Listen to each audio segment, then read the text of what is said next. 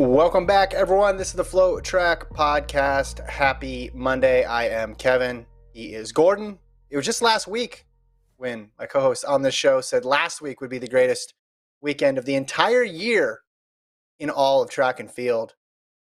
Gordon, I hate to tell you, I think it didn't even last 1 week. It did not last. No one's remembering all the sub-4s now. Nobody's remembering what someone did at this meet or that meet. We have the oldest running event world record going down. We have Ryan Crouser breaking his world record. We got an American record going down in the women's 60. Then you have world cross country with some big names going head to head. Okay, now you're just... It was good. It was good. It was better than the week before. I'm just saying it lasted a week. You had a good run. How are you doing today? I disagree. I think you're just in the heat of the moment. I think you're just overtly excited. And also, hold on, the text messages you were sending me over the weekend about USA's results was not as thrilled as you are acting right now. Okay? Let's just be honest. That's just it wasn't about just USA's. USA's had a couple things. They had a couple entries in there. You got Hobbs, you got Anna Hall, you got Deanna Price. But it was the weekend in totality. Look at all the notes I took. There was so much going. I did notes, handwritten notes, old school Kevin style, because there was so much to remember. This was a good weekend. I don't think it's going to be the best. I'm not saying it wasn't a good weekend. Better than last week. I'm not saying it wasn't a good weekend. It was a good weekend, but last weekend was better. I'm like Ryan Crouser breaking a world record. As great of an achievement that is, it's Ryan Crouser breaking a world record. If Mondo were to break a world record, are we going to be like, oh my goodness, Mondo broke a world record? No, because he's already the best. Sure, but it adds to just the sum of great performances on one weekend. And if you're saying at the end of the year, what are you going to remember? What if Crouser doesn't throw faster or throw farther than this year? You're going to remember, oh, where did he throw 23:38? Oh, that was that weekend after Valentine's Day. That might have been the best weekend in all of track and field. Now you're just trying to get it. What happened? I see what you're trying to do. Hold on. I see what you're trying to do. What happened 2 weeks ago? Can you tell me what happened 2 weeks ago? What do you remember about 2 weeks ago? What do I remember about 2 weeks ago? Yeah, which was the greatest weekend in all of track and field. I remember watching a 3:47 mile. I remember watching a Josh Kerr surprising people and winning a 3K against the number 4 runner in the world in the 5K, Luis Grijalva. I remember all the sub-4s at BU. I remember all the fast times that were run in Arkansas and all over the country. I remember it all. Yeah. I remember a collegiate record in the mile for Caitlin Toohey. The third thing you mentioned was, I remember all the sub-4s at BU. You've lost the argument. It's okay, though. No, I like that you went out on a limb. You lasted 1 week. And I love it. Let's start with the best performance of the weekend. I want to start with the best one, or the most notable one. Crouser, probably the best, because he breaks his outdoor overall record. But I want to start with Femke Bol. Femke Bol, 49:26. It was the oldest running event world record in all of track and field, Gordon. 41 years old. 1982. This record was older than me. You like to tell me all the time how old I am?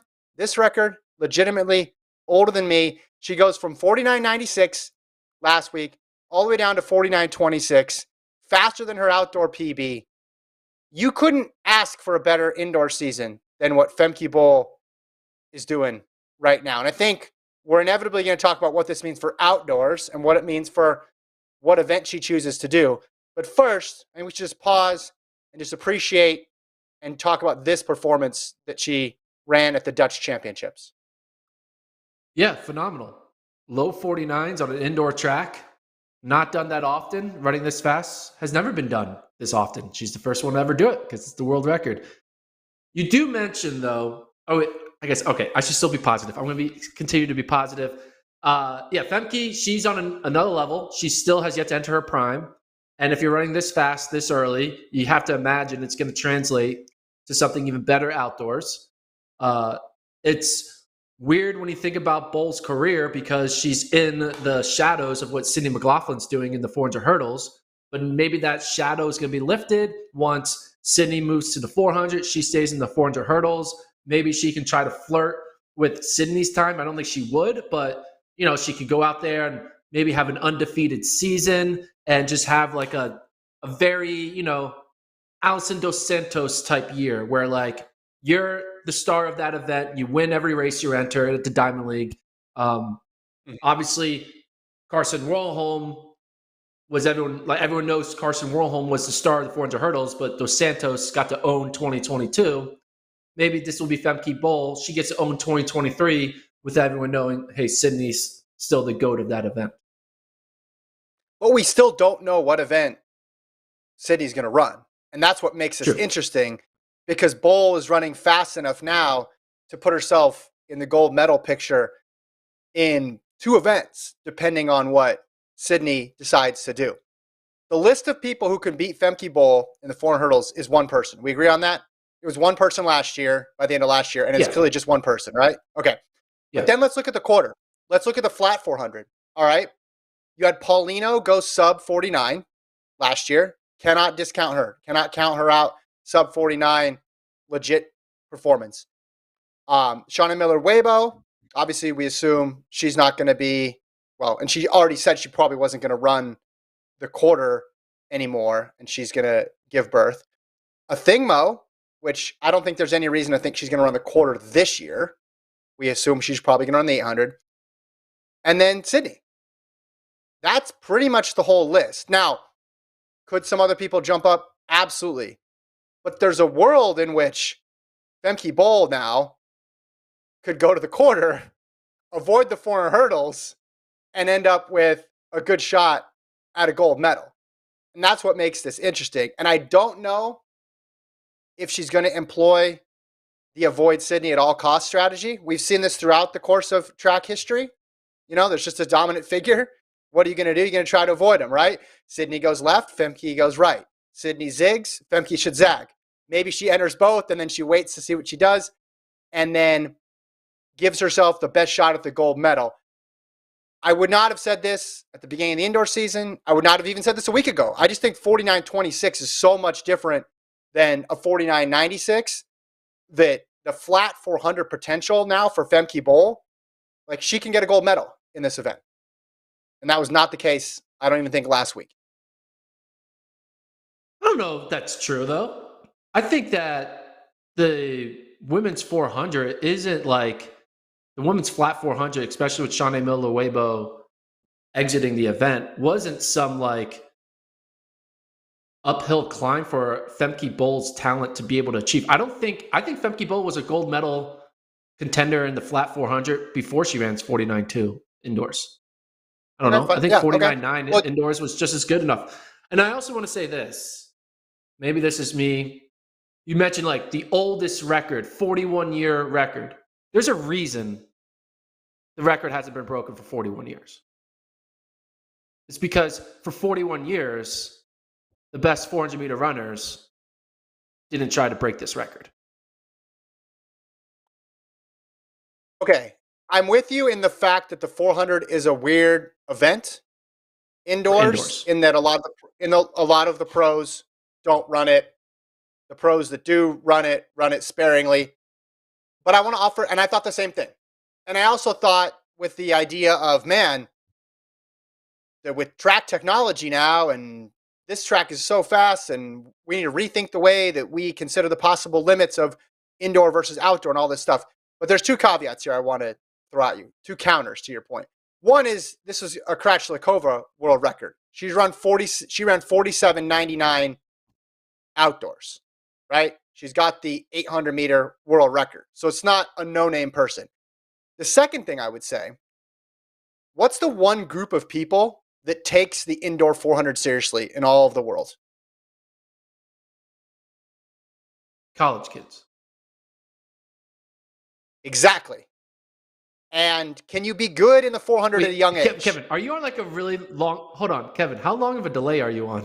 Because it took you like 20 minutes to respond to me saying that. That was for dramatic effect. So college kids take it seriously, but we also need to take into account... You're really delayed. 400-meter runners can be good at a young age too, right? So True. we've never seen a sub 50. We've never seen a sub 50 from an NCAA runner. All that to say, I get your point that it's not the same thing as breaking a 400-meter outdoor record. No, it's not the same as some of these indoor records that we've seen. But a lot of talented runners have taken a shot at it, and she's just well clear of them now. That's all I'd say. Yeah. And I think Femke is outdoor 48 mid to high runner right now. She could probably split 48 low on a 4x4. Oh, yeah. Well, let me ask you this. If she's 48 mid to high outdoors, and Sydney doesn't run, it's basically her and Paulino, and maybe we'll leave one spot open for a wild card. But her chance, yeah. So it got me looking at the schedule again and looking at the double possibilities and all that stuff, because I thought, hey, maybe we have two people who can double. And in a perfect world, Gordon, stick with me here. In a perfect world, we get what's known as a double-double. How great would that be? That would be a page out of swimming's book, right? You see Michael Phelps's new rival at so-and-so from somewhere, and then every night for 3 nights, they're just going at each other. 100 freestyle, 200 freestyle, 100 butterfly. Going Bol versus McLaughlin-Levrone twice would be awesome. I'm not going to wish for it because I think it's too much to ask, but that would be awesome. I'll wish for it. So do you think this performance says that Bol can beat Sydney? Because I don't think it proves that she can beat Sydney yet. Sydney is still the favorite. Sydney is still absolutely the favorite. But I think it's closer now than it was. What does this mean for hurdles? What does this mean for outdoors? Yeah, that's going to be a harder thing to figure out. But I don't think there's many people who are going to say, oh, 49.2 indoors, she's going to run slower outdoors. No one thinks that. No. She's going to run 48 mid. At the bit, well, that's assuming a jump up. I think some people say it's a reasonable assumption, but at the bare minimum, I think people are thinking she's going to go sub 49. So I was surprised to see this one. I thought she'd run quick. I didn't think she'd smash it. I mean, we saw her run that quarter in Leven, and she was above 50 seconds, but she's been perfect indoors. Been perfect. All in the Game says she split 48.5 already outdoors, Gordon. Yeah. That's your answer. Well, I mean, but I know she's going to split 48 low and then run 48 mid open. Yeah. David said, is there something wrong with the cameras? Faster. Says Gordon is completely white and Kevin is red. Well, yeah, Gordon is really white and I'm just very sunburned. I was out, surprise sun in Austin. No, I don't know what's going on with the cameras. The lighting. It's craziness. Well, your audio is all weird too, man. You're like delayed. What's going on in your household right now? You got like internet problems going on again? No, there shouldn't be any internet. I don't know, man. The kids are home. Maybe they're logged on to 12 different devices. They have President's Day off. I'll refresh while you talk about Ryan Crouser. Take it away, Gordon. So, yeah, in classic track and field fashion, a U.S. athlete went to a high school meet to break the world record in the shot put on the same weekend as the U.S. National Championships. Kind of funny the way that's what happens, the way our sport is. But Ryan Crouser, outside of the ridiculousness of him not doing it at USA's, he went to go do it at the same meet where he, I believe, broke the high school national record. But he throws 23 meters and 38 centimeters for a new world record at the Simplot Games. Incredible. I mean, it's like one of those things. I mean, it reminds me of the moment when Kerley ran that 201 or something like that in Berlin during Worlds, or was it at Worlds? Yeah, no, it's during Worlds. Yeah, you're right. During Worlds, was it in Berlin? It was, yeah. Yeah, but everyone's like, wait a minute, why did that? Like, Worlds is going on. Why is there an incredible marathon performance just happening on the same week? Right. This was the same vibe. Like, hey, we're at USA's, getting ready for the men's shot put to go off, and then wait, Ryan Crouser earlier today just broke the world record. That's not supposed to happen. Had that same little vibe going on, but impressive throw. Crouser, has yet to lose his beat.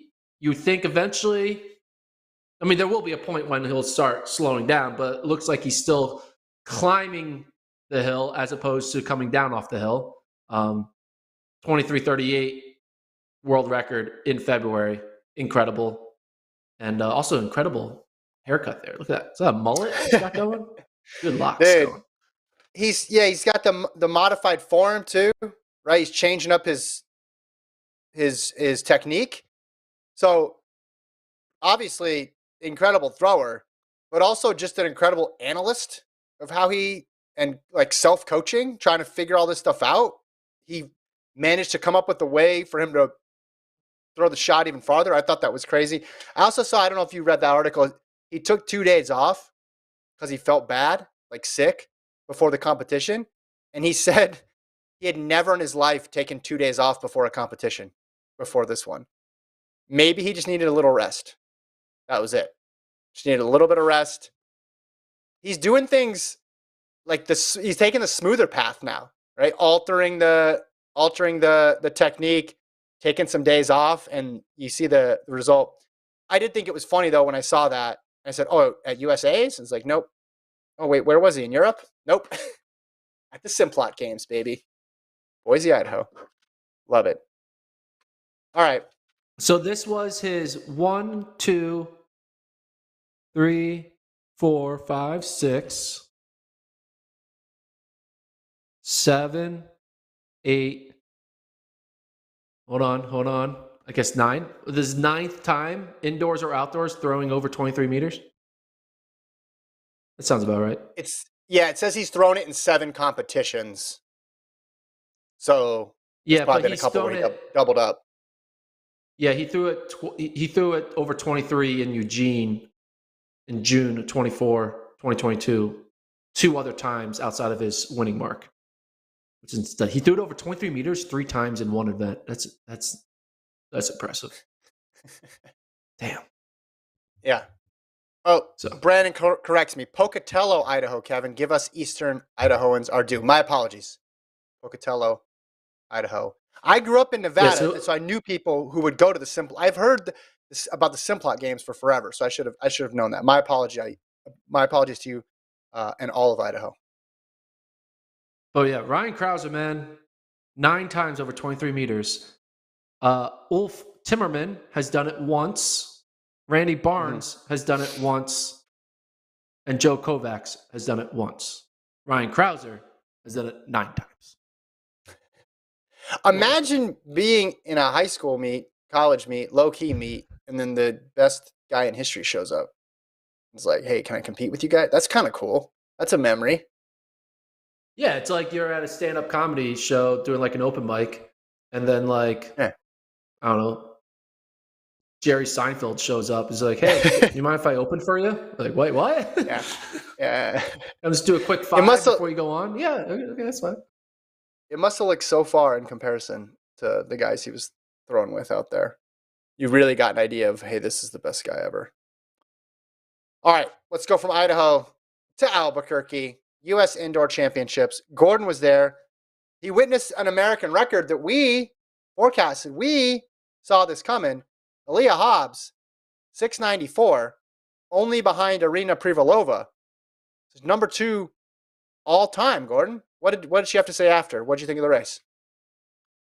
Yeah, I mean, I asked her, like, was this on your mind going into the season? She said no. She said she didn't really eye the American record until she ran sub-7 in Arkansas 2 or 3 weeks prior. And then once she realized that, hey, I'm in like the best shape right now for the indoor season, I might as well just go for it. And you're at altitude. She put together a good semi and then ultimately a great final. And it wasn't even close. I mean, she didn't barely break the record. She kind of shattered it, in my opinion, when it comes down to it. And she's in the prime of her career. This is where she's in her peak season. So you got to think that this is going to translate hopefully well to outdoors. And right now there hasn't really been a U.S. woman who's been able to perform at the highest level when at the final in a global championship in the women's 100. I mean, when's the last time a U.S. woman has finished top 2 in 100. At Worlds or the Olympics? Yeah. I realize now that you think that there's such a big lag between us, I can just take a pause to think, and you won't judge me for doing that. It was last. It's been a while. Let's go the Olympics. Let's see if we can, or we can go back. So you're talking about just the 100 or the 100 or the 200? Yeah, women's 100, just the 100. Women's 100, Tori Bowie, 2016. So that's it, 2016? Well, let me look at World Championships. Almost there. It wasn't 19. It wasn't 2021. I mean, it wasn't 2019 or 2022. Hold on. Sorry, I'm failing at this. There we go. It's been a while. It might have been Bowie in 17 though. And it was gold in 17, Tori Bowie. So that was the last time. Okay, so 17. So it's been 6 years. It's been a while. It's been a long time. That's like a whole. So that's basically a whole. In a weird way, like a prime generation. Like. Yeah. You're kind of in your prime for 6 years, so it's like one era of women's sprinting, of kind of like of a drought, and maybe Aaliyah Hobbs could be that woman to kind of break that drought. We all were thinking it was going to be Sha'Carri, right? When she was doing her thing in 2019 and 2021. That hasn't unfolded yet, but maybe Aaliyah Hobbs is that woman who can find a way to break up the Jamaican, dominance that's been going on the past few years. The reason why I'm optimistic about that happening, that exact scenario happening with her, is because she's a 10.8 runner already outdoors. 10.81 her PB. You see some of these 60 specialists who tear it up indoors, and their PB is north of 11 seconds. And then you think, oh, no, wait, but this will be the year. Look how fast they're running in the 60. This will be the year. They'll come outdoors, and they're going to set the world on fire. Hobbs is already an established 100-meter runner. And then now she's running faster in the 60. And if you get into the 10.7s, then you're in business. Then, we don't know what's going to happen with Jackson and Fraser-Price and Thompson Hurrah, right? At their peak, obviously, they're going to be untouchable. But maybe it is a 10.7 type race at the World Championships. And then that's when Hobbs can sneak in there. Like, you're looking at her 60 progression. Her fastest time before this year was 7.07, and it's not as if she never ran a 60, right? She competed in college, ran a lot of 60s there. She's running indoors year in, year out. She goes 7.07 down to 6.94. That's a big jump. And even if she improves a tiny little bit with her 10.81 PB, I think this could be something. I think this could be indicative of something special for Hobbs outdoors. Also,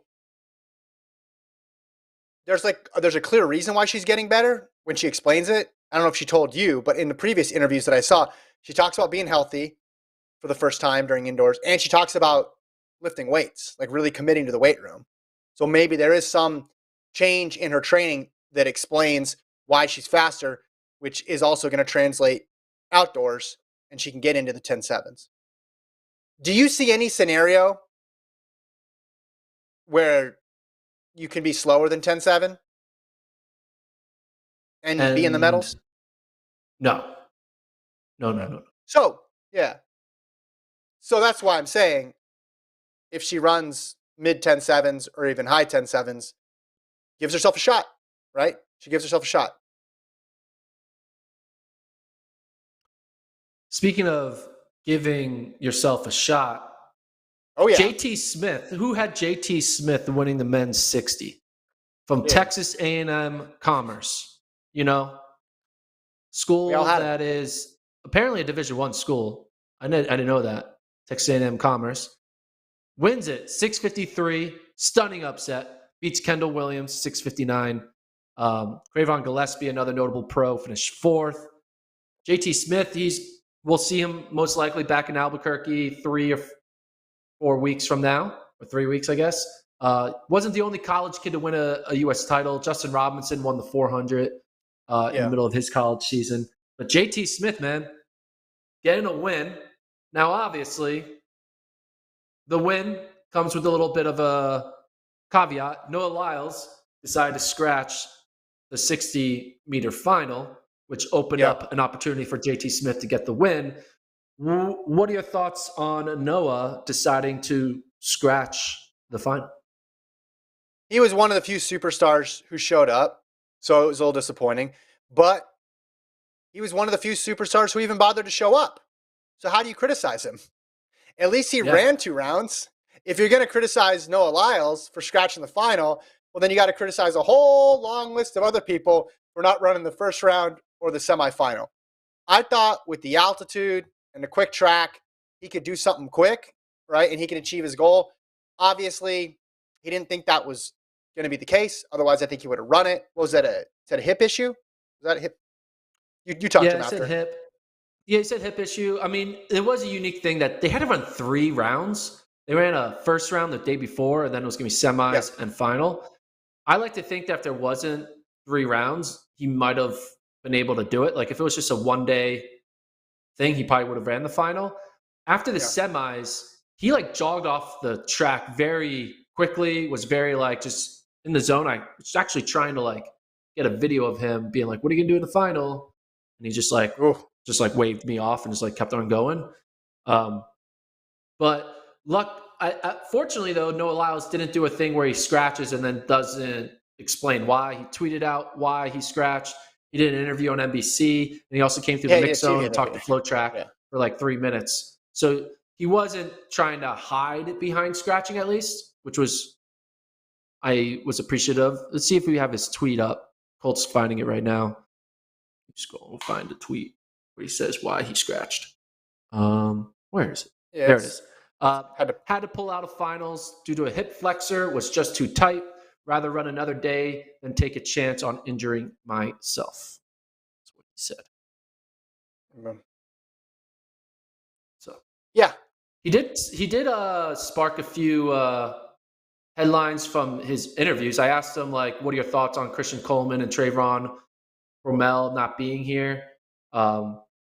Like he's confident. Like he mentioned that he's the main guy, that like even if they were here or they weren't here, it was going to be about him winning. And I was like, well, Christian Coleman's a world record holder in the 60, bro. Like Coleman would be the guy. When it's this, if it's a 200, you're the guy. 100%. Hope you didn't actually say bro. Coleman, did you actually say bro to him? No. You said bro? These were internal thoughts. I did not vocalize these towards him. These were internal thoughts. You thinking bro? Interesting. You think bro. That's weird. No, I was just like, Noah, you are the 200 guy. Christian Coleman is the 60 guy. Trayvon Rommel is the 60/100 in the mix guy. You're not the 60 guy. You just got beat by him at Melrose. I appreciate your confidence and your ability to, that's what elite athletes do. They think Russell Westbrook still thinks he's an all-NBA player, but he's not. He's not the guy anymore.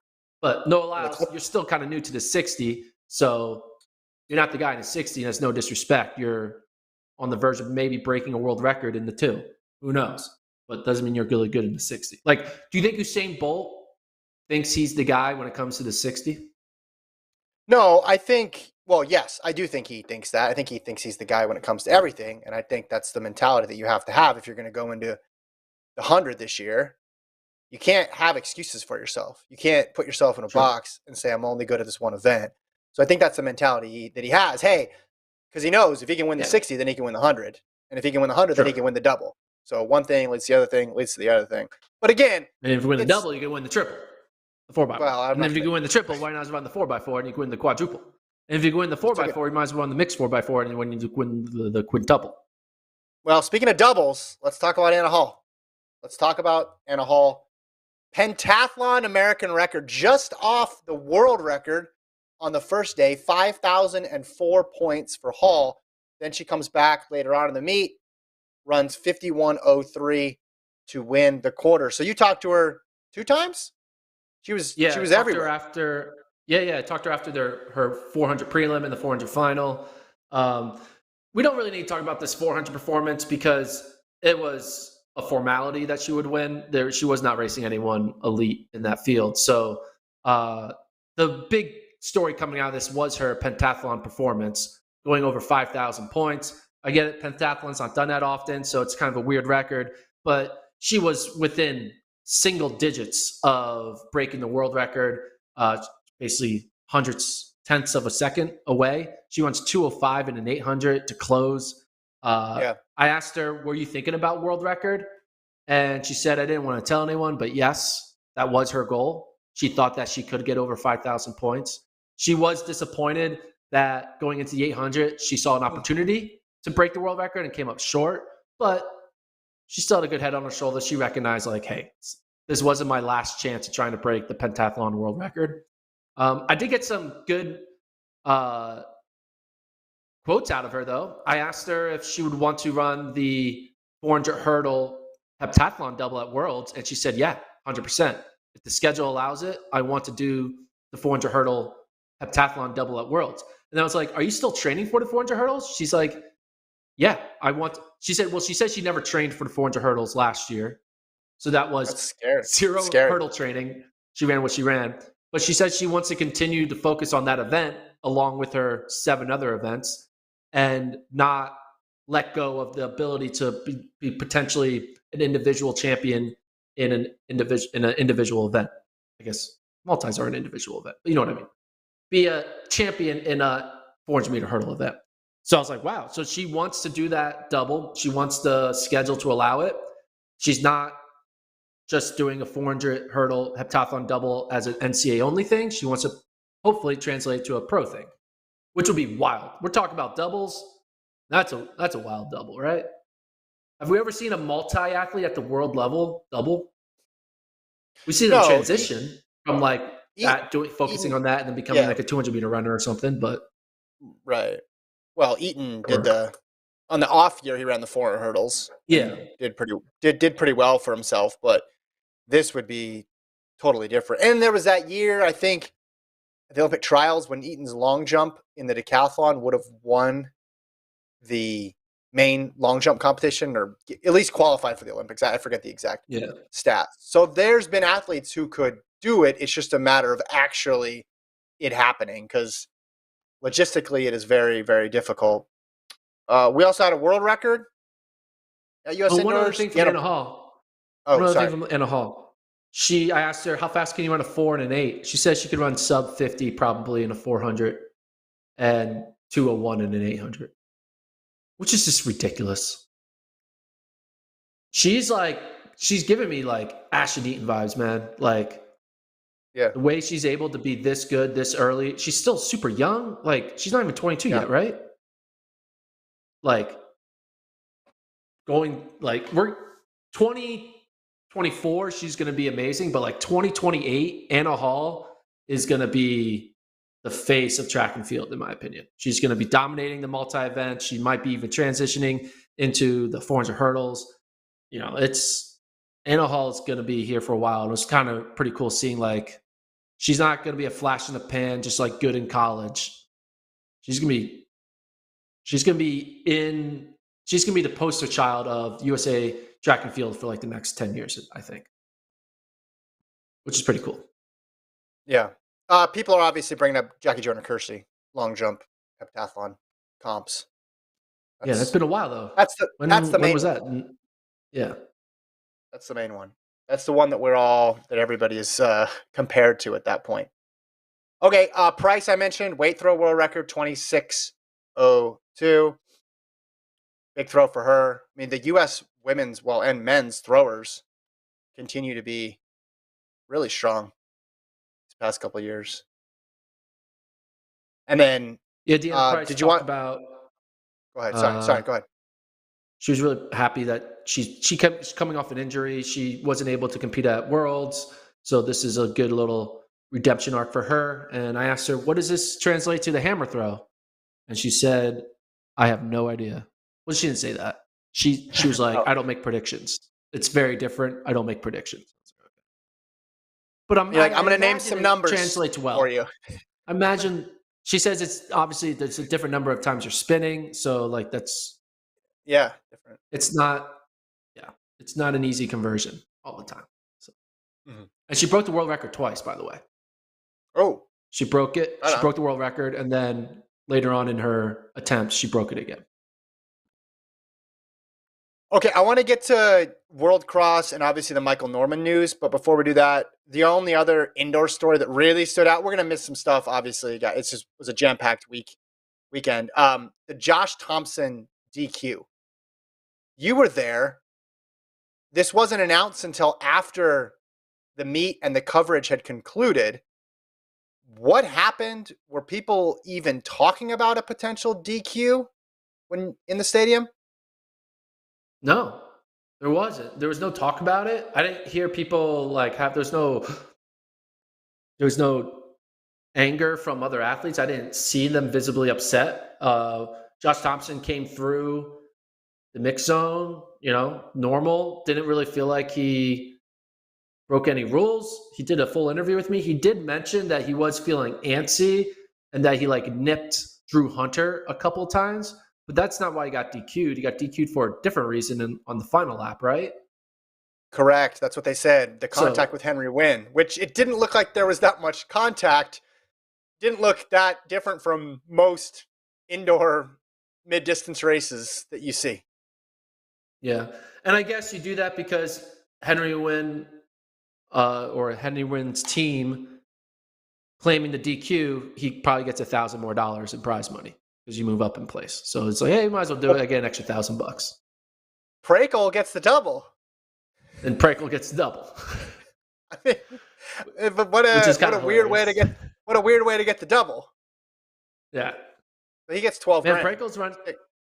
Prakel's running pretty well. Obviously, he's doing the whole thing with the UW team. I asked him a few questions about what it's like training with all those milers in Seattle under Andy Powell.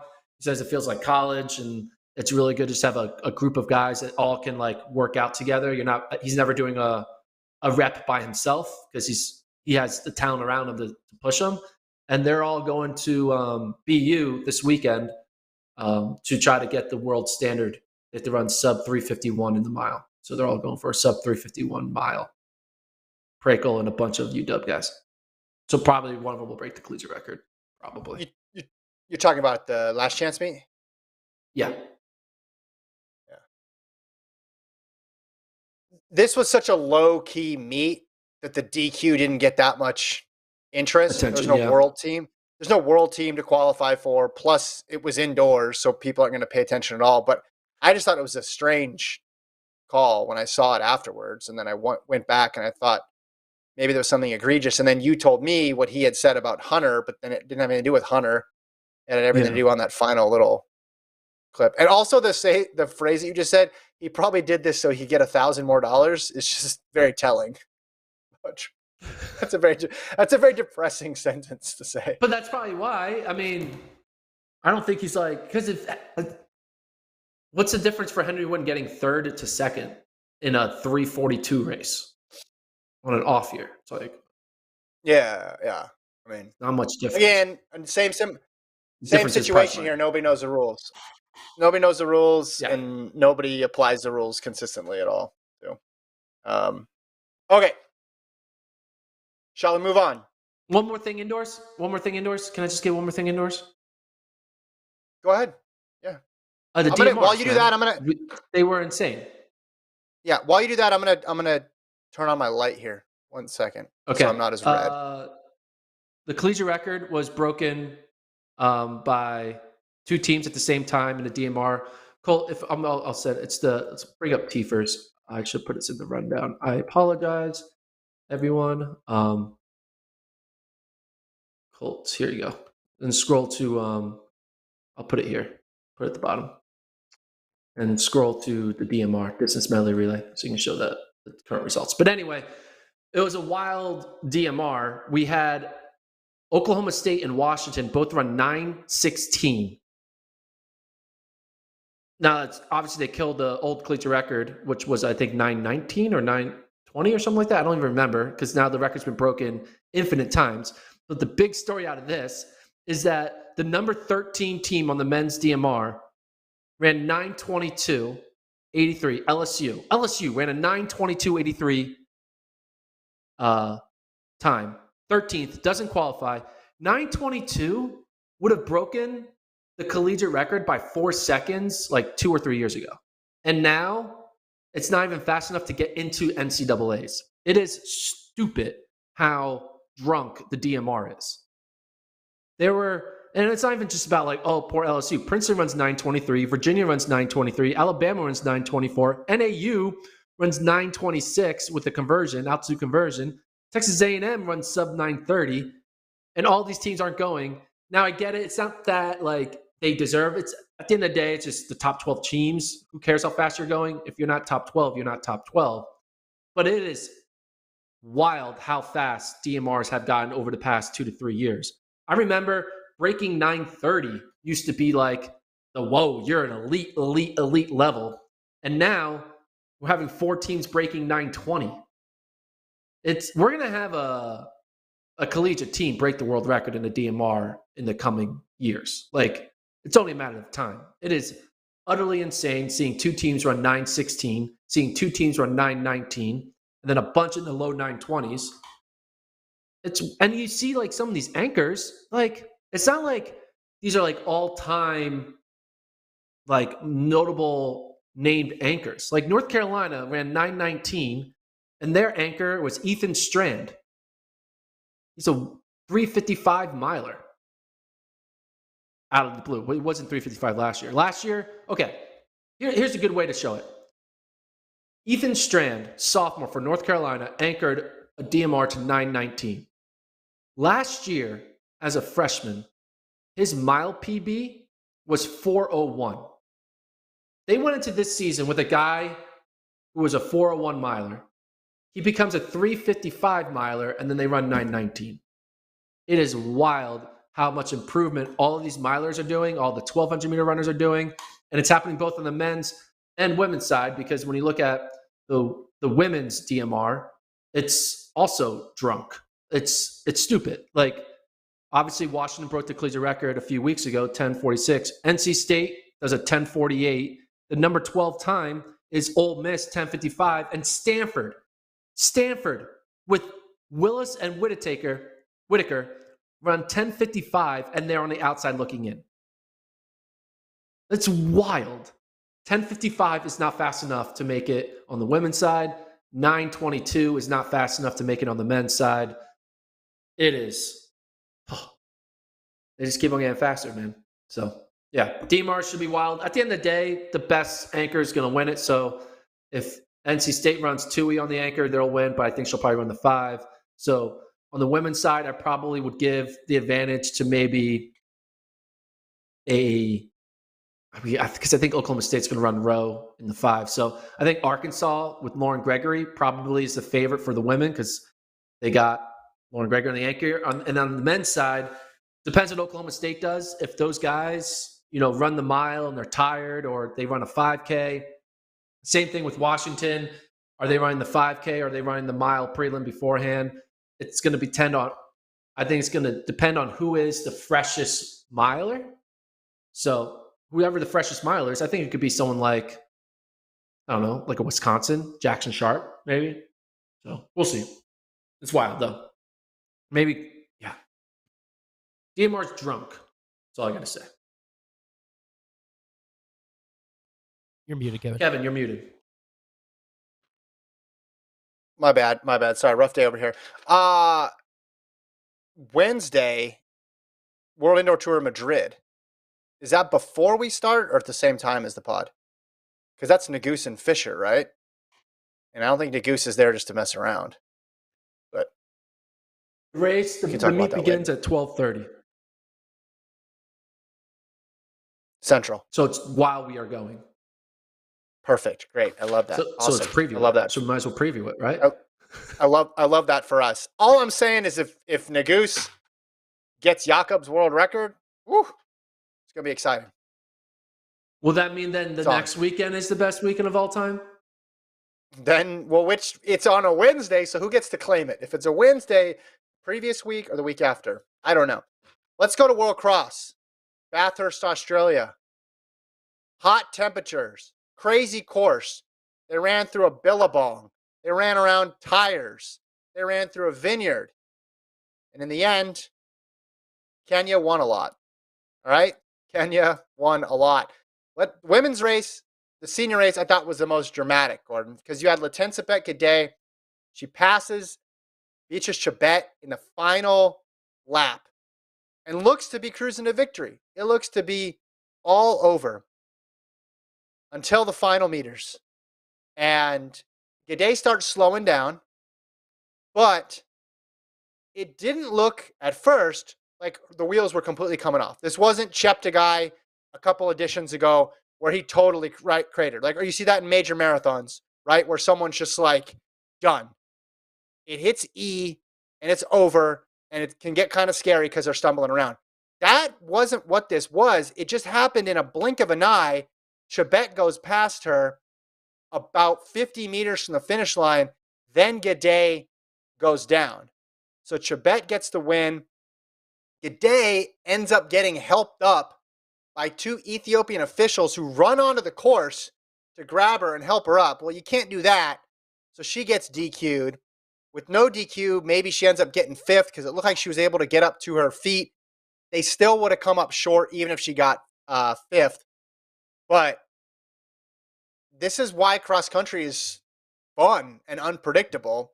And it's interesting to see it with these big name athletes, not just NCAA athletes, but world record holder athletes, gold medalists, right? But they get out on a cross country course and it can be just as unpredictable as the sport is at the lower levels, which is what makes it, unique.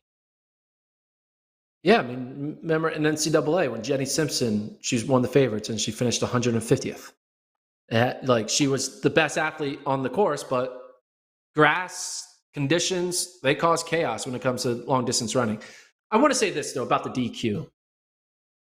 How are they allowed to DQ her? Because she didn't ask for their help.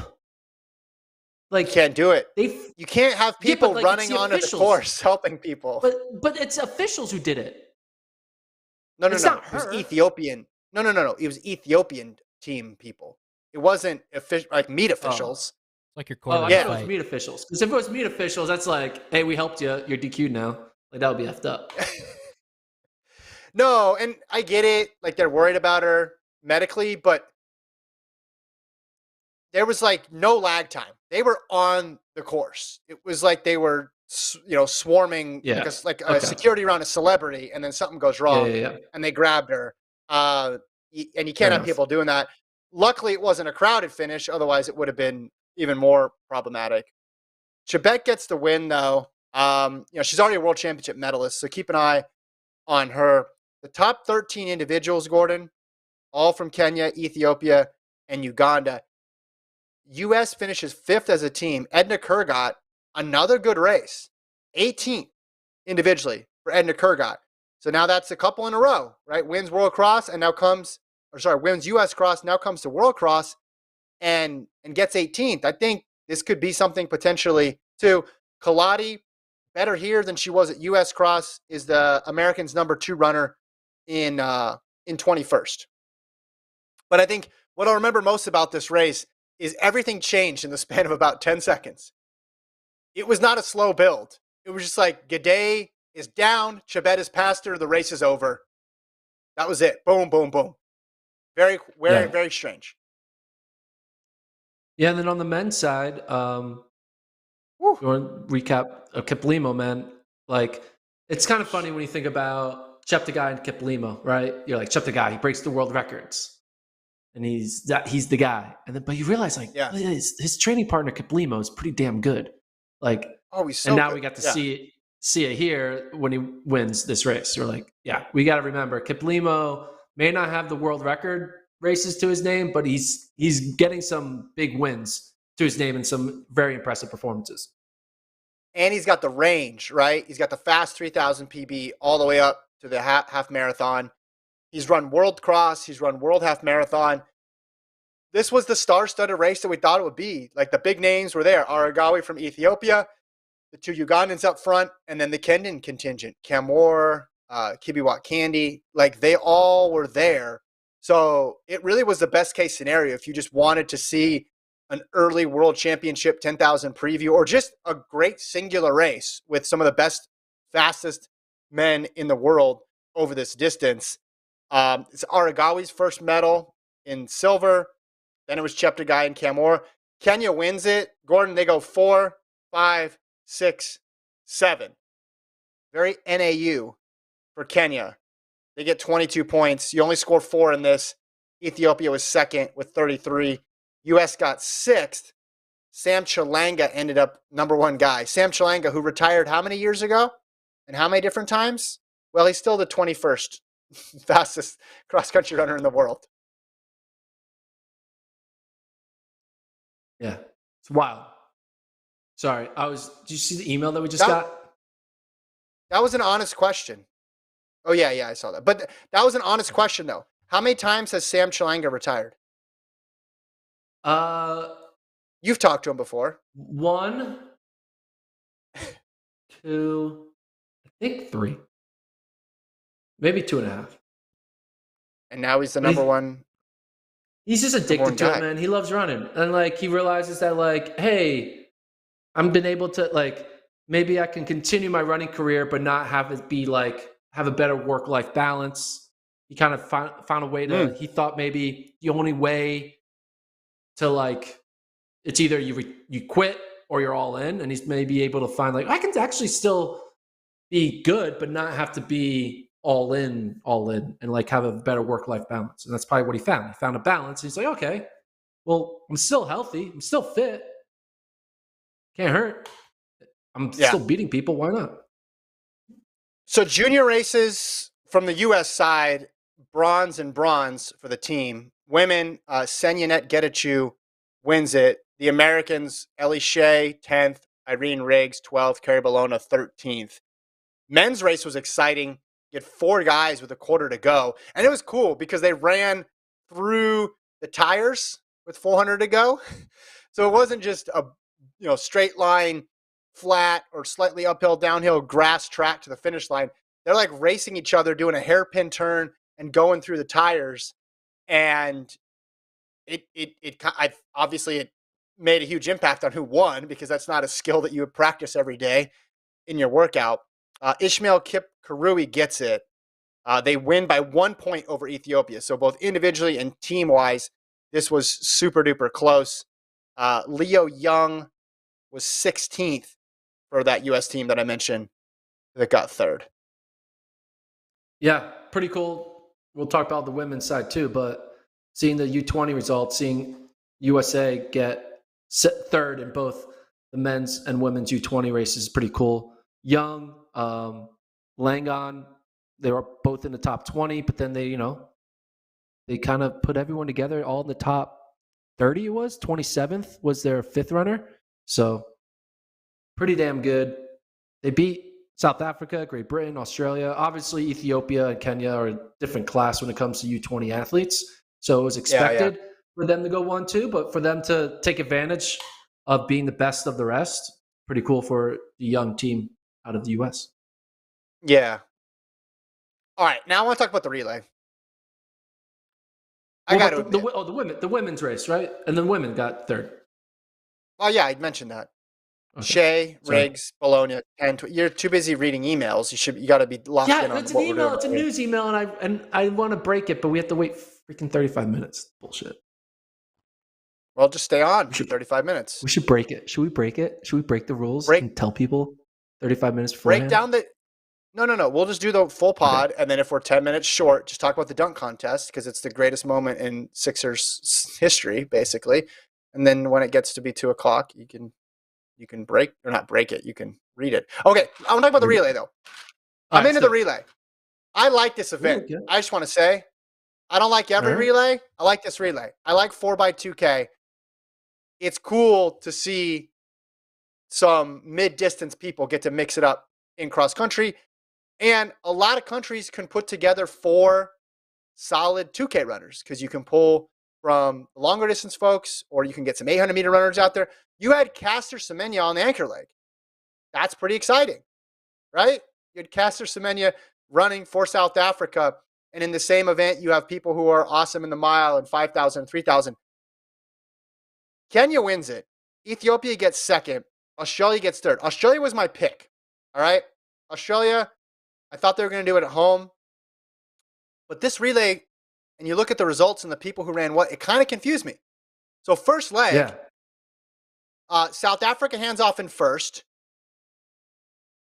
Kenya is in second with Wanyoni, who's an 800 guy, a really good 800 guy, but he's an 800 guy running over 2K. He beats Oliver Hoare. And part of that, probably Oliver Hoare. I don't know how long Wanyoni had been in Australia or been in the time zone, but we know Oliver Hoare was in New York the week before running a 350 mile. So perhaps that impacted him a little bit. Then Jessica Hull gets the baton and just goes absolute beast mode. I don't know if you saw this leg, Gordon. It was incredible. Jessica Hull puts Australia back in front. And then you have the third leg, and you have Stuart McSwain with a 5-second lead. He is a 3:29 1,500 meter runner. Now, this is not a 1,500 track, but he is a 3:29 1,500 meter runner. Running for Kenya is Kiyombi Munguti, who's a 3:36 1,500 meter runner. I got to admit, I don't know his whole CV. Maybe that's not indicative of how good he is. Maybe he's awesome at hills and grass and cross country. But McSwain got caught. He got caught, but like that totally stunned me. You know, Ethiopia had Getnet Wale running, who we know he's one of the best steeplers in the world. He's the one who barely missed the 3K world record in Leven last year. He's obviously legit. But this whole relay just goes to show the depth of Kenya and Ethiopia. Kenya can trot out people we're not really that familiar with, or can put them in off events, and they can still win. Australia went with world championship finalist caliber people all throughout their roster and came up a little short. Hoare and McSwain just needed to do a little bit more, but they get the bronze behind Kenya, behind Ethiopia. U.S. was fifth. I like that Emma Coburn hurdled some of the tires. People were asking, hey, can you just go straight and hurdle them? Emma Coburn did. I saw a photograph of it. I liked it. But my major takeaway was I was into this relay. I like this relay. I want to see it more. Yeah, I was surprised, the same as you, that Australia got third by a bunch of no-name, or not bunch of, but a few no-name Kenyan athletes. Yeah. But like, hey, that's cross country for you, man. Like, you can be a 3:29 1,500 meter runner, go up against a 3:36 1,500 meter runner, and you can lose in 2,000 meters when there's grass involved. Seems very complicated, but now it makes sense. And hills. We didn't do that calculation when we just said Australia was going to win. We underestimated the competition. We also, it's like at the end of the day, I guess what's like an analogy? It's like, when all of a sudden, like a small school, like when the B team for like an NBA team beats the A team, like the Celtics rest all their starters, but they still beat the Sixers. Like, how does that happen? Yeah.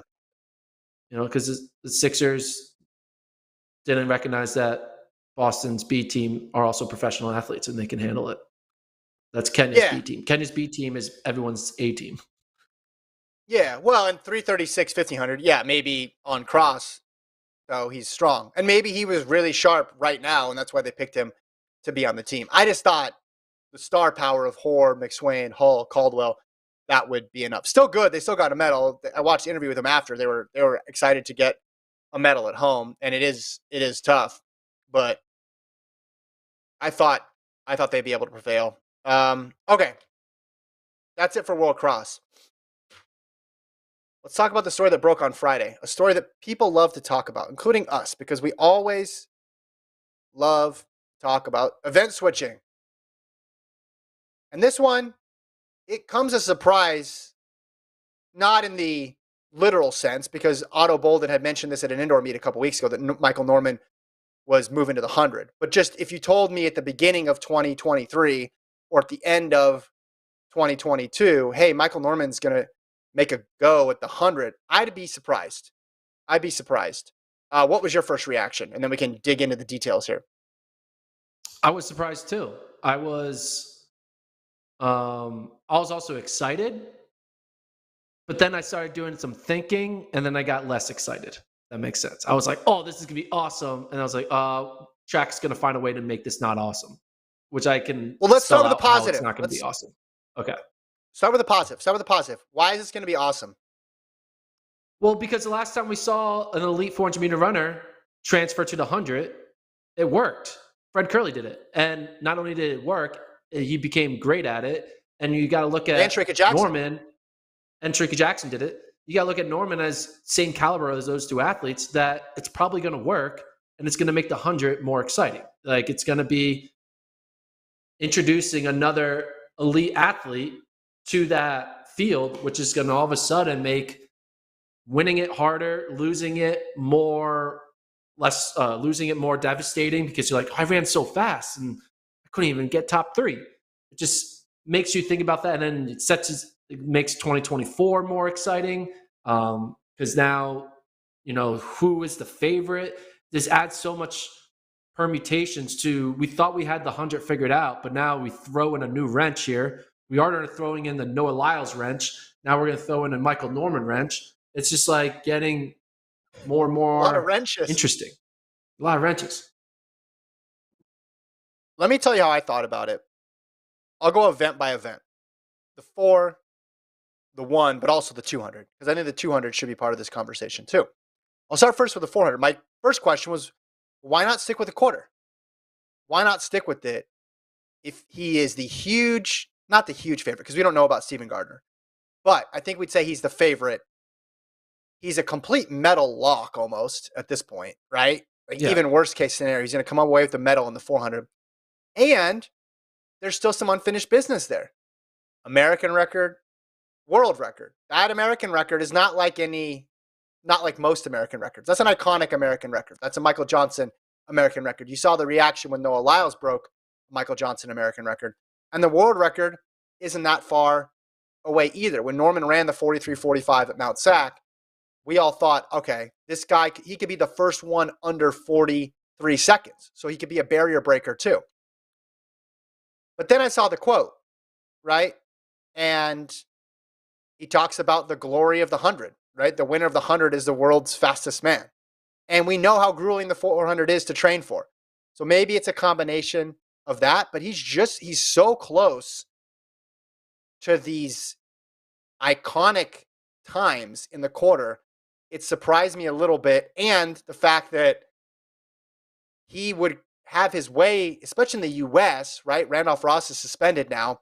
Making teams would not be stressful for him. But again, we can't discount the idea of prestige, and we can't discount the idea of the quarter is just a grueling, arduous event. And then I thought, well, why not the 200?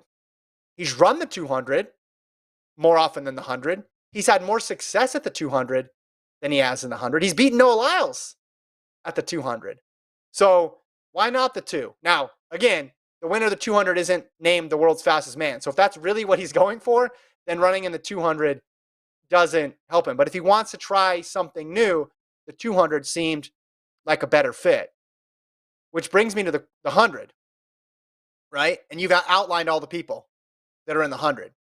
And it is crowded now, right? So you're going to have the world champion in the 1, the 2, and the 4 all vying for a spot in the 100. They're talking about that 986 a lot, like in Nick Siccardi's write-up on NBC. Like, they're talking about that 986 that Norman ran. That was the AP Ranch 986. Not to say those aren't real. It was a real time. There was a timing system out there. But you could also look at when he ran in the 2021 season, right? He ran some hundreds in 2021. They were good, but I don't think anything there screamed, oh, this guy for sure, 100, he's going to be great. But the easiest counter-argument, you know what to that is, Gordon? Fred Kerley. That's the counter-argument. Because we were saying a lot of the same stuff about Fred Kerley. And I know I look stupid. I don't know if you look stupid, but maybe Norman knows something we don't know. But there's also this factor. He has insurance. He has that 400-meter bye to the World Championships, right? Which is a key part to this. Because nobody wants to miss out on teams. your ambition of being the world's fastest man might be great, but are you willing to risk it all and maybe not even make a team just to run that event? So having insurance and having a buy in the World Championships, I think, is huge.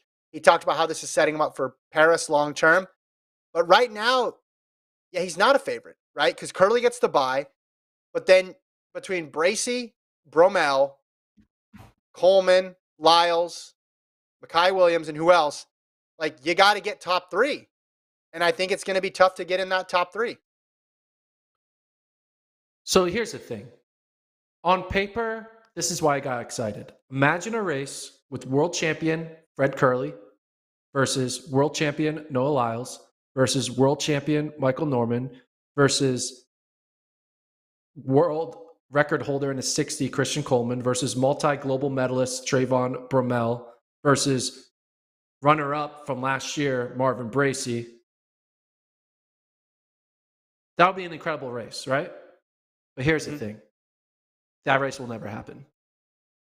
I'm going to predict that we will not see a race with Kerley, Bromell, Coleman, Bracy, Norman, Lyles all in the same race. With those 6 runners, I don't think you'll see a race with all 6 of those runners on the track at the same time. Because Kerley has the bye. Exactly. And then the only other time you'd see him would be in a Diamond League type setting. Exactly. You can't get 6 Americans into the World Championships. Which is why our sport is stupid. Because this would be amazing to see all 6 of those runners running in the 100 at the same time. We won't see it because there'll just be a situation where, like, say Kerley gets the bye. We're like, all right, well, they'll race each other. Well, first of all, those 6 runners won't be able to race at Worlds because only 4 can be at Worlds. So it's only going to happen at USAs. Right. Kerley's going to probably focus on the 2 at USAs to try to make sure he gets on the 200 team. And then it's just not going to happen, which is what sucks. I mean, the only opportunity would be all 6 of those guys really try to get to the Diamond League final. But I don't think that's going to happen. I think I think they're going to be like, oh, I'll just do something different, So it's fun to think about, holy crap, 6 Americans all-time elite in the same year. Yeah. But it's just not going to happen. And it sucks. But I agree. Now, if half of those weren't Americans, it would all happen. But because they're all American, that's also why Worlds is stupid. Like, 6 of the people on the World Finals should be American, but they won't let that happen. Okay. And we can be 4. Okay. But we all know the rules right now. So we don't need to go on that tangent about who should be at Worlds. Yeah. But here's the thing. Would you take 5, though? I'll take 5. Yes, I would take 5. I would take 5. But Kerley already had the bye. It needs to include... No. Kerley already had the bye. We already assume, and this isn't necessarily true, but we already assumed he wouldn't be at USAs. So we thought it was going to be the 3 medalists plus Coleman and then whoever else, and Lyles, right, for that final spot. Now we have, the 2 medalists because Kerley's not there. Now we have a chance of having 5 there. Coleman, Bracy, Bromell, Lyles, and Norman running for 3 spots. I'll take that. Is it perfect? No, it's missing someone, and it's missing the gold medalist. But I'll take that, right? That's still pretty good. The perfect situation, in my opinion, would be Norman does 100 at USAs, Kerley does the 400 at USAs, and then they race each other twice at Worlds in the 1 and the 4. And then they become teammates in the 4x4 and the 4x1. Oh, you're saying they both do the 1-4 double? Yeah. Okay. And then they both are on the 4x1 and the 4x4. That'll be wild. Those 2 guys, they both get 4 medals each.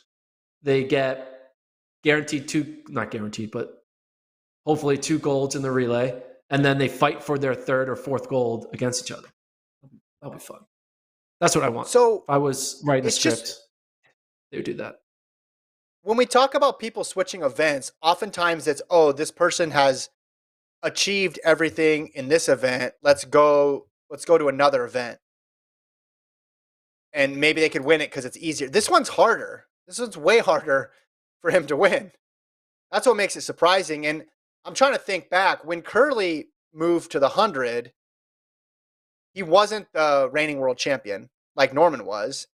And Fred Kerley didn't have a Fred Kerley there, right? I mean, I guess Coleman was in and out with the suspension, and Romel's been good for a while, and Bracey. But it feels right now, it feels more challenging than a couple of years ago, doesn't it? For the men's 100 to make the team? Yes, but I can assume of those 6 guys, I'm not going to say who the 2 are, but I think 2 of those 6 aren't going to be in their best form in 2024. Like 2 of those guys, 1 or 2 of the guys will either have an injury or fall off. 24 or 23? In 24. Well, yeah. So the stakes get really high in 24 because there's no buys. Yes. Right? So there's no backup plan for Lyles. There's no backup plan for Norman, and Kerley would have to run it. So what this really is, if you're hoping for maximum chaos and just high levels of excitement in 2024, you want Norman to be good enough this year in the 100 to where he tries to go for it. Yeah. Right? Are you surprised he's not doing the 2? Man, the 2 is scary, yo. You got Lyles, you got future 2023 world champion Kenny Bednarik. You got Knighton, who's the future 2025 champion. Okay. Yeah, and you got Kerley in there. And you got Kerley there too. No, I think the 200 is slightly less. Well, because Lyles has the bye. No, but Knighton, I think, is scarier than a Bracey. He would just need to be Knighton one and Kenny B are harder to beat than Bracey and Bromell. Who would you rather have? Knighton and Kenny B in a 200 or Bracey and Bromell in a 100? Well, he would have to beat 2 of those guys in the 100. He only needs to beat one of them in the 200. I take the 200 just because I know he's run more 200s. Yeah, but wait till a better defined bowling comes up, man. Pattern. What about bowling? Matthew Bowling, though. Don't forget about him. I think I wonder too, because he's talking about jumping back and forth. Okay, if the 100 goes, like the last paragraph of this article, well, if the 100 goes bad, I still have the quarter, basically. But training wise, is that hard to do? Isn't it difficult? Like, yeah. But Kerley and Shrika Jackson, maybe there's this thing going on right now. Kerley's proven it, Shrika Jackson's proven it, and if Michael Norman does this too, maybe this whole idea is just like, hey, you're fast. Like, it doesn't matter. Specificity, throw that out the window. The quote is, in a world where things go absolutely terrible, then I will be defending my title in the 400.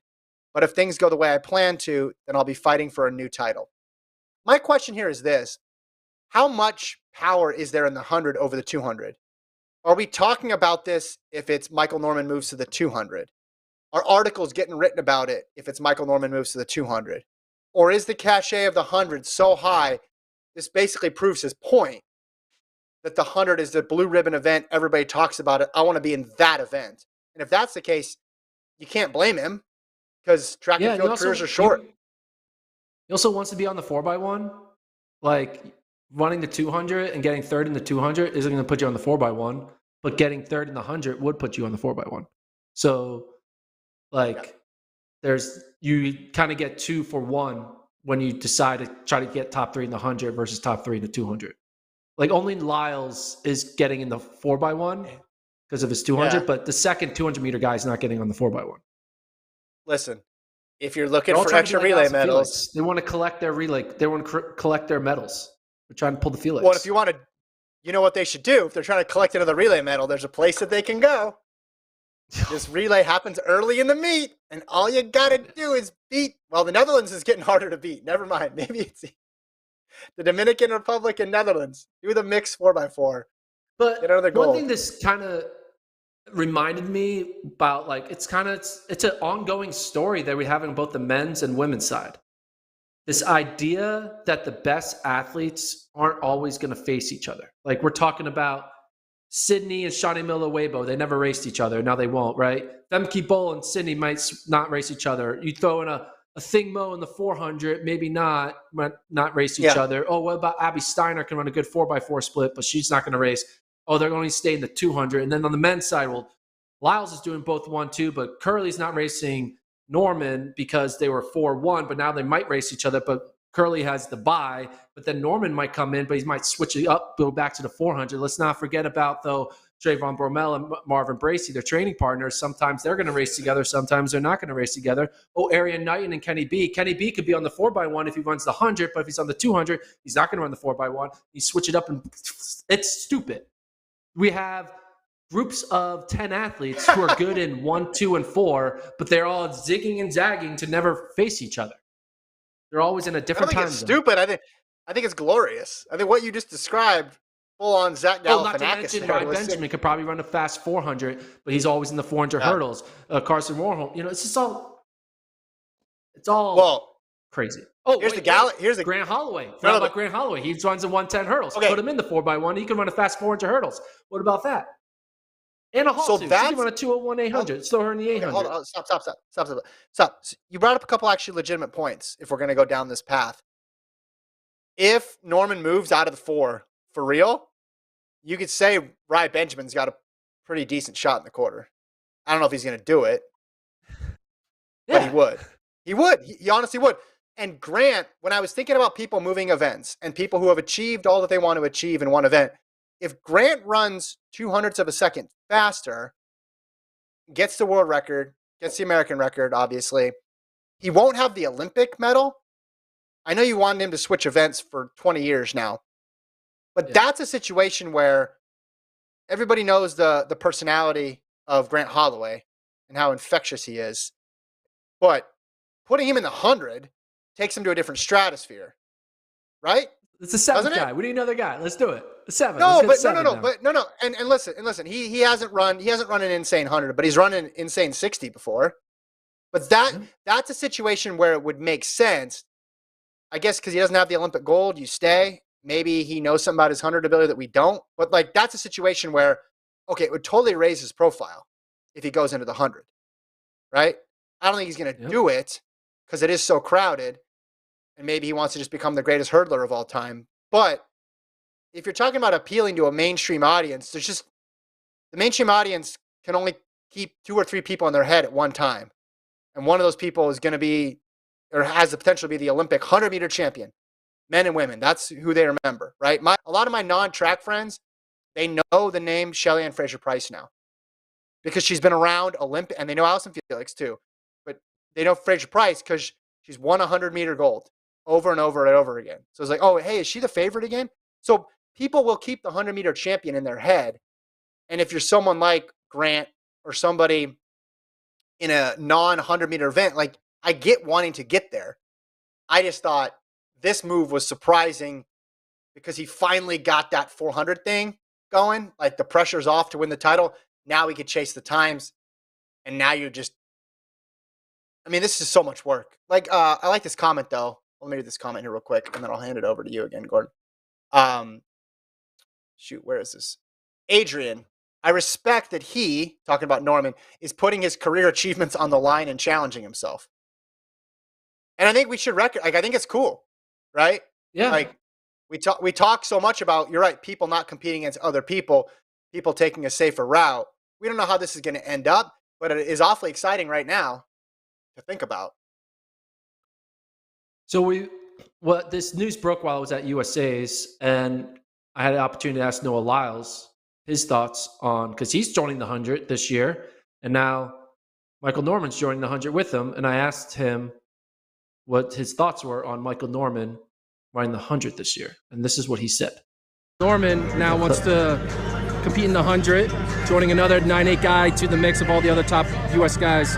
What's your reaction to another top guy competing against you and others? What's that got to do with me? I'm still going to lose. Do you think, though, it's going to make people run faster? Is there any mental edge seeing a newcomer coming into the 100 or at all? Or? We already got 3 9'7" guys in the mix. What's another 9'8" guy? We're all just here running for the places. That's what you call a relay pool. Yeah, that is a relay pool. Yeah. And we can show up the worlds with 2 relays. That's what it is. Because you have the bye in the 2, do you plan on running less 2s as a whole going into USA's because you can put more focus in the 1? We haven't decided. Truthfully, I've realized that my 100 gets the fastest when I'm running more 200s and then drop down to 100. But we haven't really decided. We'll just play by ear, see what's happening, how training's going, and each step of the way, we'll just keep going. Coming out of the off season, before the season started, you got a goal in mind. All right, we're good.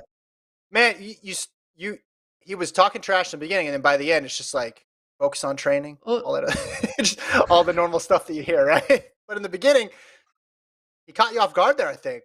He did. I was like, whoa. He seemed like he's like Michael Norman he basically implied like who's Michael Norman, right? He's gonna get beat. He knows it's like, Michael he's Norman, only a man. 9'8" guy who ran the freaking won the global title in the 400. He's good. He's just as good in the 100 as you are.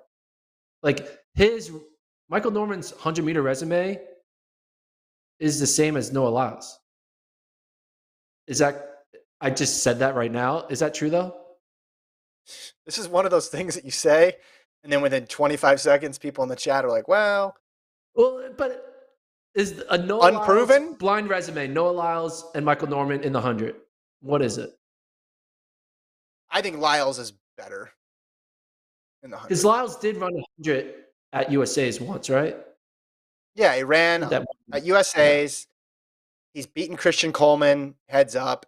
I'll even give him credit for some of these 60s, right? Because we're talking about short sprinting in general. Again, so his resume is better. Yeah, sure. Michael Norman, like he has the 986 from that AP Ranch meet.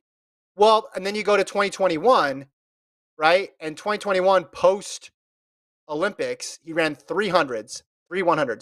He got 5th at pre. He ran 990 plus 2.9 wind. Then he got 3rd in Belgium, 998, and then he won in Padova with a 9.97. Those are like his 3 notable recent 100s. That's why I look at that as more of a benchmark of where he's at than a low-key 986 where he wasn't running against anybody. What's his record against Lyles in the 200?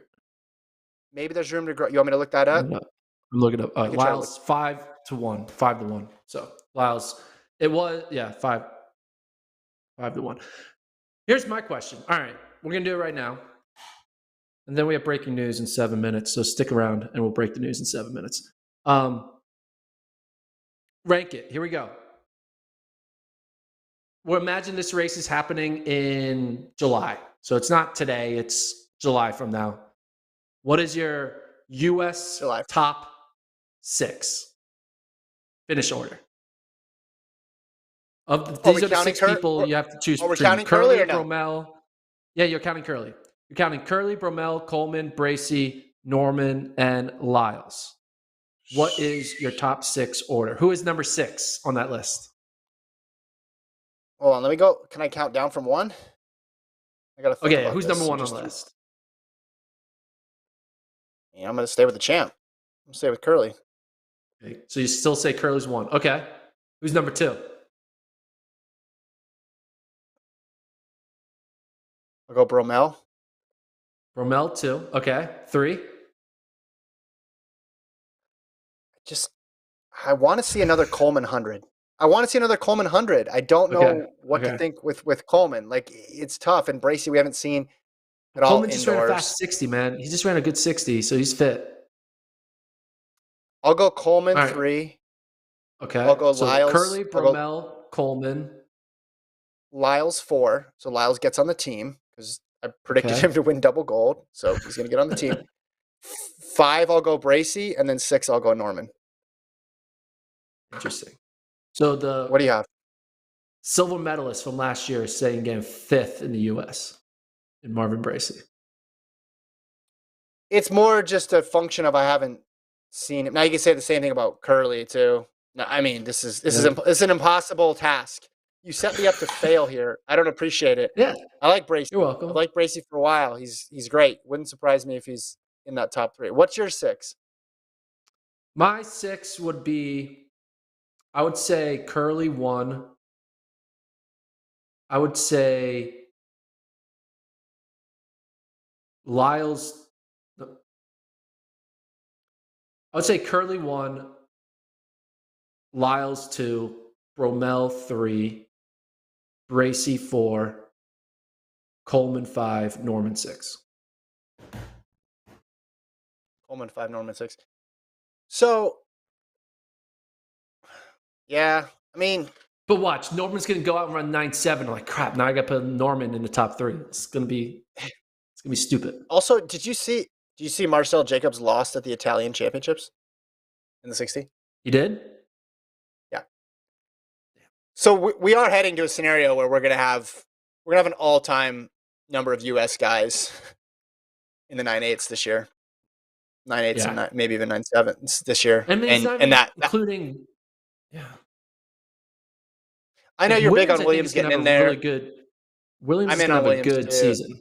Yeah. Yeah. Eli Hall kind of ran well. I mean, but it's going to be nuts. So even if you take Kerley out, say he's going to not run the 100, he's only got 3 lanes left.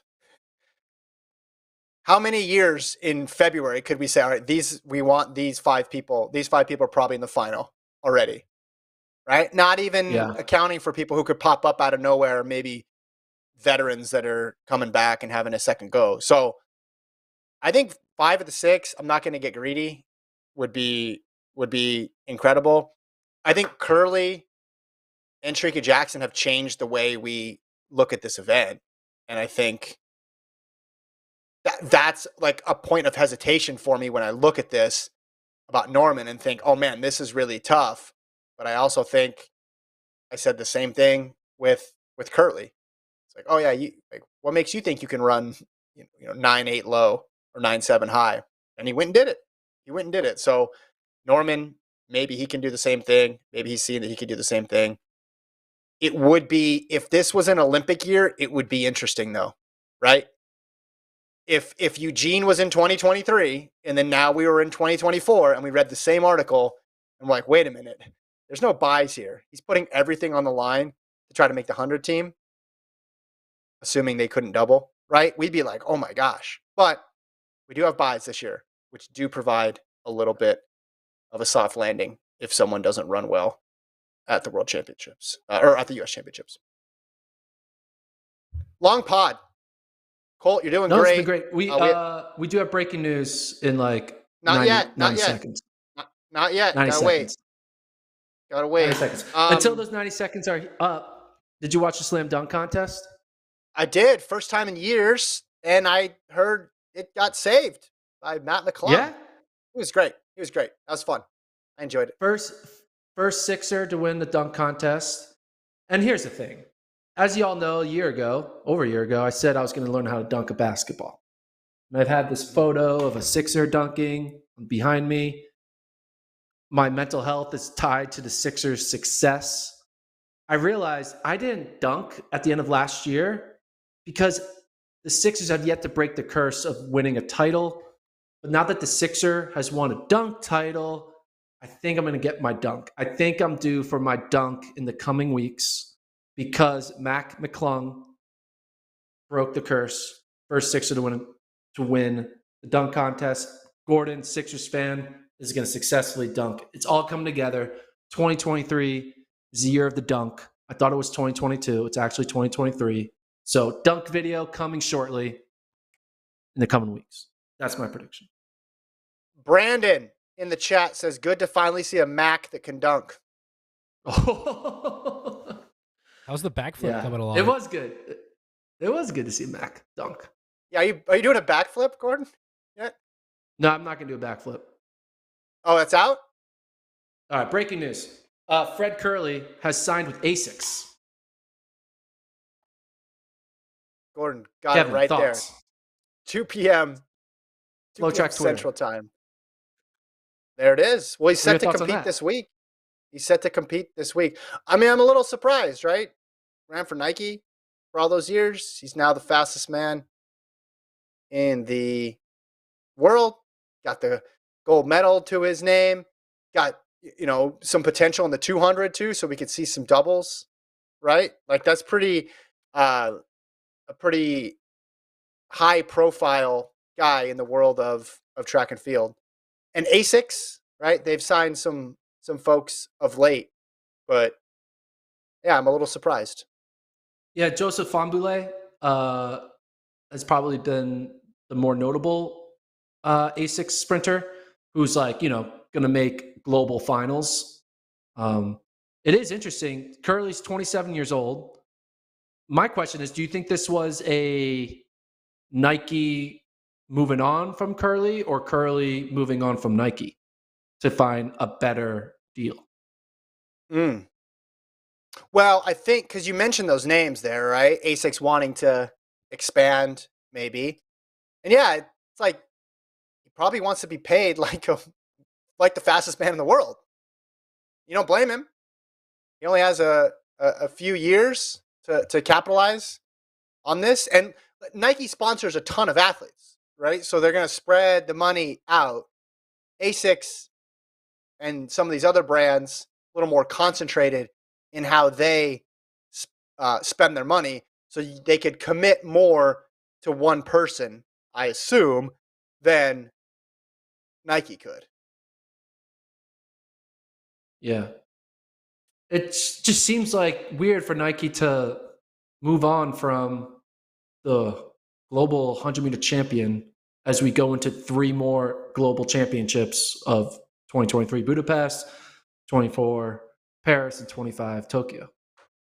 Do you think Nike is saying like, oh, you're 27, we don't think you're going to be in your prime in 28, 29, and 30, age 30? Like, do you think they're trying to move like? Yeah, I don't know. I mean, all that, I'm sure all that gets calculated in, right? They're trying to think about how to invest their money. They've talked about Nike, like the heads of Nike being less committed to running than in the past. So some of the stuff might get scaled down. So maybe they have to make some more choices. And it's like, all right, do we want to spend a bunch here or do you want to spread it out amongst a series of other people? I mean, they still have, we're talking about all these names. We just talked about Michael Norman, right? He's still with Nike. They still have Christian Coleman. He's still with Nike. So they're well represented in the 100 still. I mean, you have Bromell with New Balance and you have Lyles with Adidas. But in general, it's not as if you're not going to see swooshes out there on the track. But yeah, I'm not sure. I mean, none of this stuff is ever that public. You get like a little bit of details here and there about certain contractual comings and goings, but it's more just a brand that hasn't been that associated with the short sprints getting the fastest man in the world. That's why I'm like, okay, wow. Looks like Kerley has a video on his Twitter. Put it in the top of the show notes. Colt, play that video of him announcing his partnership with Asics. I will say one thing that's kind of a bummer. We were talking about like Nike 4x1 versus Adidas 4x1. Now, we got to take Kerley off of our Nike 4x1. Also, what's the one meet outside the World Championships and Olympics where we thought we could get all the top 100 guys together at? The Diamond League, Prefontaine. Prefontaine.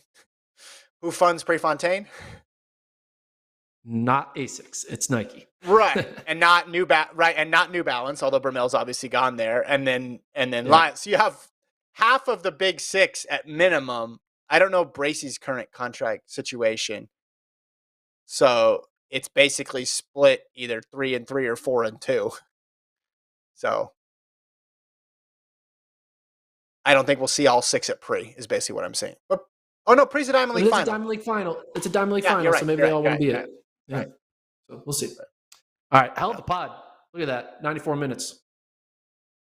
Dude, this might have been the longest one. 94. 95 minutes. Yeah, you're off by a minute. Hey, Colt, thank you, man. Appreciate Thanks, it. Colt.